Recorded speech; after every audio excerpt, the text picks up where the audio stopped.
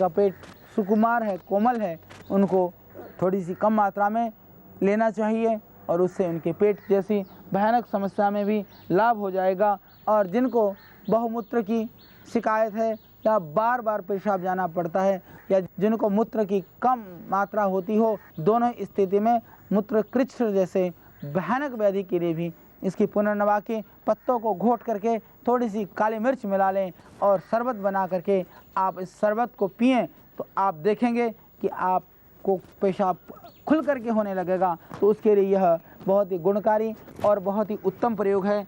और कितनी भी भयानक सूजन हो, यह एक निरापद औषध है शोथ के लिए, इस तरह की परेशानी के लिए। हालांकि हमारे आयुर्वेद में पुनर्नवा रिष्ट, पुनर्नवादी मंडूर आदि पुनर्नवा से संबंधित बहुत सारे योगों का वर्णन है, जो विभिन्न रोगों में, हम शोथ वाले रोगों में, कमजोरी वाले रोगों में रसायन के रूप में और हम प्रयोग करते हैं, विशेष करके लीवर, स्प्लीन और जॉन्डिस के रोगों में और रक्त अल्पता के रोगों में ये बहुत ही दिव्य औषधि है। तो आप सीधे ही इसका प्रयोग कर सकते हैं।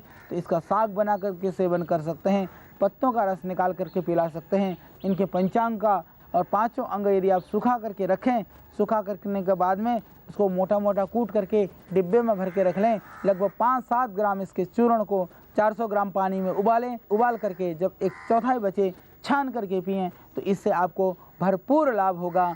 आपकी शोथ जैसे रोगों में और पीलिया में 100% लाभ हो जाता है। यह एक बहुत ही उत्तम और एक दिव्य औषधि है।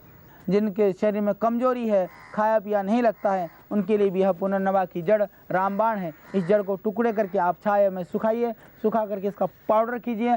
पाउडर करने के बाद में उसमें मिलाइए मिश्री और उसमें मिलाइए अश्वगंधा। ये तीनों पदार्थ को मिला करके 1-1 चम्मच की मात्रा में प्रातः सायं सेवन करते हैं तो आप देखेंगे यह आपके लिए बहुत ही गुणकारी है। आपकी ताकत को बढ़ाने के लिए, आपकी शक्ति को बढ़ाने के लिए, आपकी ऊर्जा को बढ़ाने के लिए और विशेष करके माताओं बहनों के प्रदर रोग के लिए भी यह उत्तम औषधि है। पुनर्नवा मूल, अश्वगंधा और मिलाकर के मिश्री लें प्रातः सायं। इससे माताओं बहनों की भी बढ़ेगी ताकत, आएगी शक्ति और वो होंगी हृष्ट पुष्ट। निश्चित रूप से यह बहुत ही गुणकारी है।